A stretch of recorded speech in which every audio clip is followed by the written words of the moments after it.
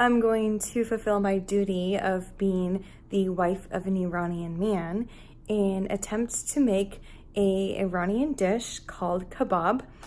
And I'm going to walk you through the process and see how it goes. Wish me luck.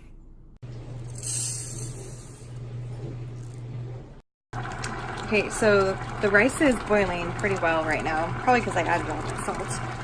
Anyways, I'm gonna let the water boil all the way through, and then once it does, I will change my little knob up here to medium. Okay, see where the rice is right now? The water is kind of boiled down, evaporated, whatever. And now this is the sign that you want to turn this to medium. And also don't forget to add more oil to keep the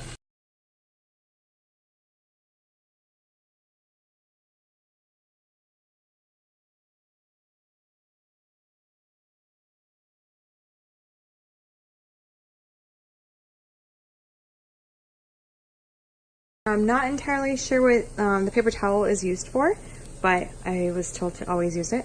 So you put a paper towel over top of your rice. Then you add... Okay, so this is why you want to leave the rice on for a long period of time on like a medium to low heat. So you can get this. This is what they call tadig.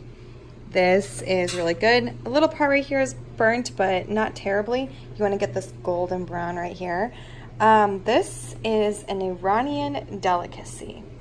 See the crunch? Really crunchy. Crunchy is good. Yep. Is it pretty? There you go. Okay, folks, these are literally the ingredients in the meatloaf. So you have your 3 pounds of beef, ground beef, and then 3 onions. So pretty easy, right? And then salt and pepper. And Michael said not to forget the salt and pepper because it's super important to adding flavor to the meatloaf.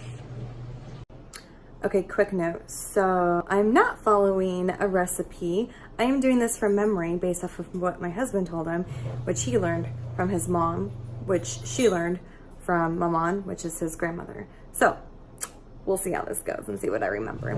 It's pretty easy. I got this. Okay, I'm cutting up the onions in these small chunks. I'm gonna throw them into this blender and we're going to puree the crap out of these guys.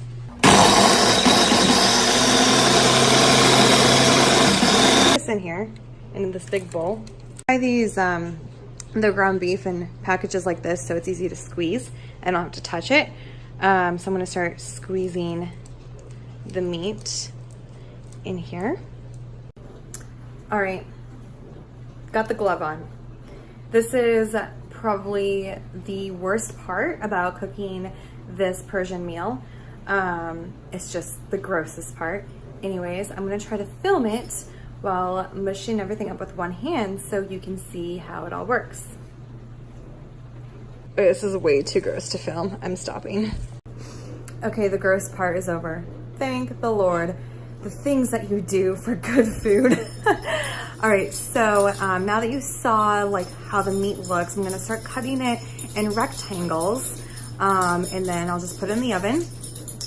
Set the oven at 400. Oh crap, I forgot to preheat the oven.